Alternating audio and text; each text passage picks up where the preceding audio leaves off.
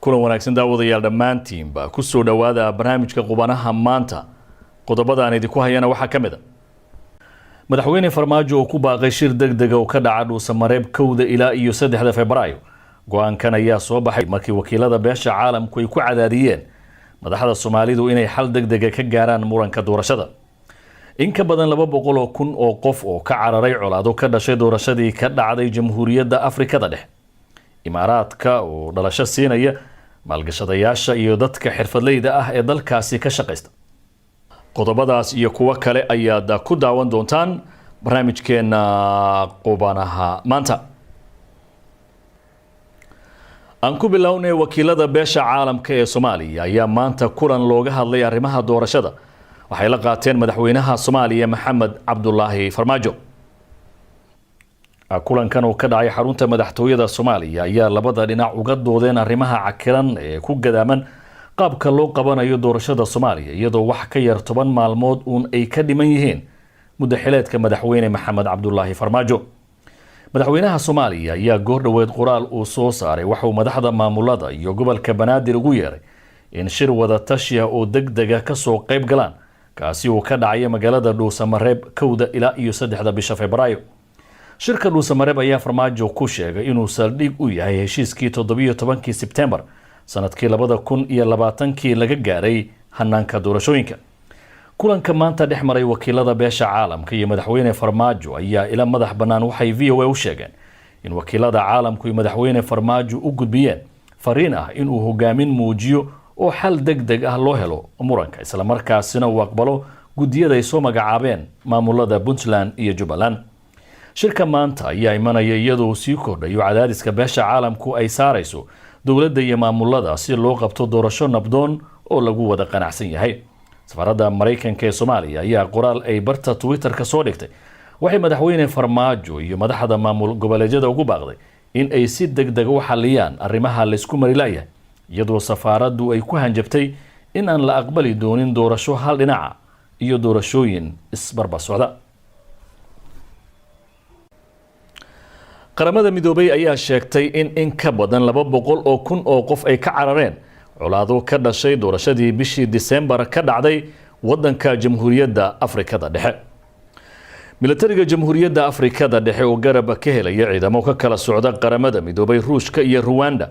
ayaa dagaal kula jira maleeshiyaad hubaysan oo diidan natiijadii ka soo baxday doorashadii madaxtinimada ee dalkaasi ka dhacday 27 bishii December taasi oo guul uu ku sheegtay madaxweyne Faustin Archange Touadera qotiga ka cararay colaada dalkaasi ayaa intooda badani u talaabay dalka dariska ee Jamhuuriyadda Dimuqraadiga ee Congo dalka Afrikada Dhexe oo ay ku nool yihiin dad lagu qiyaasay 5 milyan oo ruux ayaa wadan hodan ku ah luulka dahabka iyo alwaax dagaalo sokeeye ayaa ka jiray dalkaasi tan iyo markii talada dalka xoog looga tuuray madaxweynihii hore ee dalkaasi François Bozize dowladda India ayaa maanta xirtay adeega internetka ee qaybo kamid ah caasimadda dalkaasi ee New Delhi talabadaasi oo lagu tilmaamay mid lagu carqaladeynayo beeralayda oo halkaasi ka dhigaya dibadbaxyo waxaana beeralaydu ay maanta sheegeen in ay bilaabayaan hal maalin oo cunto ka somida beeralayda India ee mudaharaadka dhigaya ayaa toddobaadkan ay marar kala duwan isku dhaceen ciidamada booliiska Delhi taasi oo keentay in hal qof uu ku dhinto qaar badanna ay ku dhaawacmaan beeralayda ayaa mudaharaadyada wada in ka badan muddo 2 bilood waxay ka cabanayaan sharci cusub ay dawladdu ku soo rogtay wax soo saarka beeraha beeralayda ayaa sheegay in qaanuunkaasi lagu naasnuujinayo shirkadaha waaweyn ee gaarka loo leeyahay cuntada iibiya halka lacago badan la duldhigay wax soo saarka beeralayda saboolka ciidamo badan oo booliiska ayaa sabtida maanta la geeyay tuulada Singoho ee nawaaxiga New Delhi halkaasi oo ah goobta ugu badan ay ka socdaan banaanbaxyadu wasaaradda arrimaha gudaha India ayaa ku sifaysay jarista adeega internetka ee aaga uu ka socdo mudaharaadku mid ku meel gaar ah oo looga hortagayo suurtagalnimada rabshado ka dhasha dibadbaxyada muslimiinta Mareykanka ayaa soo dhaweeyay amarkii uu madaxweyne Joe Biden ku laalay xayiraadii saarnayd qaar ka mid ah wadamada muslimiinta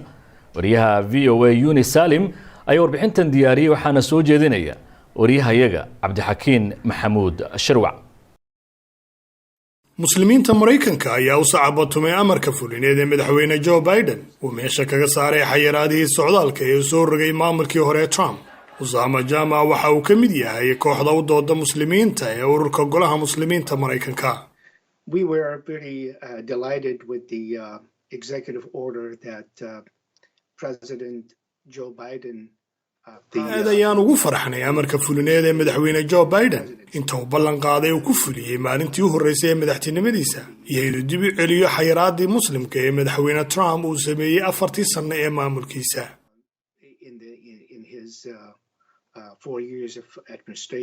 muslimiinta ay xayiraadahani saameeyeen ayaa sidoo kale tallaabadan soo dhaweeyay waxaana ka mid ah Abrar Umesh oo ah gabadha Mareykan asal ahaan Liibyana kuna nool waqooyiga gobolka Virginia.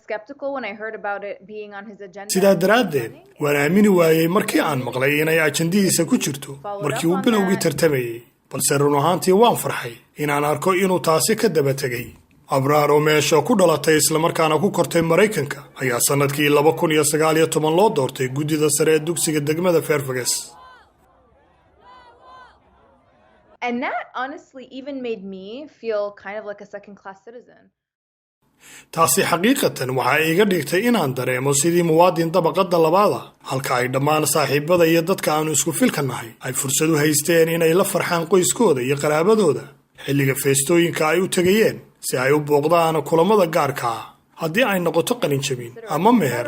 amaba ilmo u dhasho.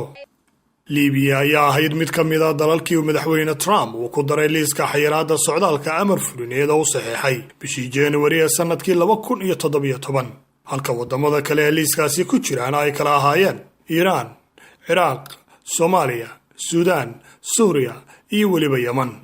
maamulkii Trump ayaa sheegay in amarkan uu gacan ka geystay inuu Mareykanka ka ilaaliyo halista dadka ka imanaya dalalka amni darrada weyn ay ka jirto. maalintii sii horeysay xafiiska ayaa madaxweyne Joe Biden uu meesha kaga saaray tallaabadaasi isagoo sheegay inay ahayd bar ku taalla haybadda qaranka iyo soo dhaweynta Mareykanka ee muddada dheer dhaqanka u ahayd inuu soo dhaweeyo dadka soo galootiga ah. kooxda muslimiinta u dooda ayaa sheegay inay taageersan yihiin qorshaha Biden uu wax kaga bedelayo socdaalka. And American Muslims will support immigration reform that will. waan fahmay inaynu u baahannahay dib u habeyn socdaalka muslimiinta Mareykankuna dib u habeyntaasi way taageeri doonaan taasoo kobcin doonta jidka naloo soo dhaweeyo jidka aanu ku keenno isla markaana soo galootiga uu ogolaanaya inay yimaadaan dalkan. madaxweyne Joe Biden ayaa ku ololeeyay isla markaana ku ballan qaaday inuu qaadayo xayiraadda socdaalka isla markaana uu meel marinayo dib u habeyn socdaalka ah oo dhammaystiran. ugu dambeyntiina dowladda Imaaraadka Carabta ayaa soo saartay sharci u ogolaanaya inay dhalashada dalkaasi siiso maalgashadayaasha iyo dadka xirfadleyda ah oo ay ku jiraan dhaqaatiirta, saynis yahanada iyo weliba qoysaskooda. amiirka magaalada Dubai ahna madaxweyne ku-xigeenka Imaaraadka Carabta Sheikh Mohammed bin Rashid Al Maktoum ayaa war uu soo dhigay bartiisa Twitterka ku sheegay in dadka la siin doono dhalashada Imaaraadka ay soo magacaabi doonaan golaha wasiirada ee sutaga Imaaraadka Carabta, maxkamadda gudaha iyo golayaasha fulinta ee magaalooyinka. amiirka ayaa sheegay in sharcigan cusub uu ogolaanayo dadka la siiyo dhalashada in ay sii haysan doonaan baasaboorka dalka ay ka soo jeedaan. weli ma kala cadda in dadka la siin doono dhalashada ay heli doonaan nidaamka daryeelka dowladda oo ah nidaam ay sanad walba dowladdu ku bixiso balaayiin dollar si muwaadiniinteeda ay u siiso waxbarasho iyo caafimaad bilaasha iyo deymaha guryaha. nidaamkaasi ayaa waxaa ka faa'iideysta 1,400,000 oo qof oo ah guud ahaan shacabka Imaaraadka Carabta. haatan haddii aan jaleeco wararkii ugu dambeeyay ciyaaraha, kooxda kubadda cagta ee Newcastle United oo maalmahan liiqliiqanaysay loogana cabsanayay inayba ku noqoto xilli ciyaareedkan ciyaaraha heerka labaad ee dalka Ingiriiska ayaa goor dhaweyd kulan ay la ciyaartay kooxda kubadda cagta Everton waxay heshay guul ay maalmahan kala caageen. Newcastle ayaa kooxda kubadda cagta ee Everton ku soo garaacday gurigeeda waxayna ku soo martay 2 gool iyo waxba ciyaaryahan Callum Wilson uu labadaasi goolba u dhaliyay. tababaraha kooxda kubadda cagta ee Newcastle United Steve Bruce ayaa guushan uu ka soo gaaray magaalada Liverpool waxa ay siinaysaa in ay niyadiisa kor u qaado isla markaasina uu guushan ka dhigto mid uu higsado oo kulamada dambe kooxdu ay guulo kale ku talaabsato. Newcastle United ayaa milkiilahooda iyo weliba taageerayaasha kooxdu in dhoweyd bay isku dhacsanaayeen iyadoo taageerayaal fara badan ay rajeynayaan in milkiiluhu kooxda iska iibiyo isla markaasina dad maalqabeenihi ay kooxda kala wareegaan. dhinaca iyo haddii aan jaleeco magaalada London, kooxda kubadda cagta ee West Ham United ayaa waxay amaah kaga soo qaadatay kooxda kubadda cagta ee Manchester United ciyaaryahan Lingard. ciyaaryahankan oo ka mid ah xidigaha da'yarta ay soo barbaarsatay kooxda kubadda cagta ee Manchester United ayaa xilli ciyaareedkan waxa uu Manchester u ciyaaray oo kaliya 3 kulan, laakiin waxa uu u muuqday ciyaaryahan boos ka waayay kooxda kubadda cagta ee Manchester United. ciyaaryahankan Lingard ayaa waxa uu sheegay ku soo biiristiisa kooxda kubadda cagta ee West Ham United in ay niyadiisa kor u qaadi doonto isla markaasina uu fursadan labada gacnood ku qabsan doono. tababarihiisii hore ee kooxda kubadda cagta ee Manchester United Ole Gunnar Solskjaer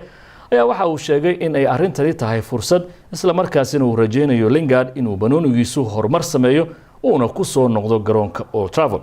ciyaaryahan Lingard ayaa kooxda kubadda cagta ee West Ham United wuxuu amaah kula joogi doonaa inta ka harsan xilli ciyaareedkan. wali waxaynu ku jirnaa wararka kooxda kubadda cagta ee West Ham United. ciyaaryahan Saciid bin Raxma oo kooxda kubadda cagta ee West Ham deyn ahaan kula joogay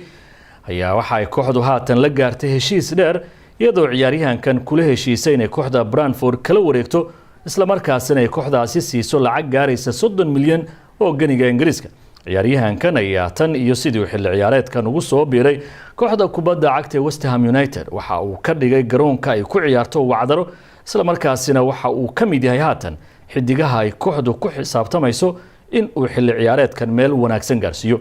macalinka kooxda kubadda cagta West Ham United David Moyes ayaa u muuqda macalin kooxdan boorka ka jafay isla markaasina wadadii guulaha cagta u saaray. wahagaag daawadayaal inta ayaan ku soo gabagabeynayaa guud ahaanba barnaamijka qubanaha maanta. intaynu mar kale dib u kulmi doono waa Maxamuud Mascad iyo dhammaanba bahda qubanaha VOA oo idinku dhaafaya sidaa iyo nooli kulanta.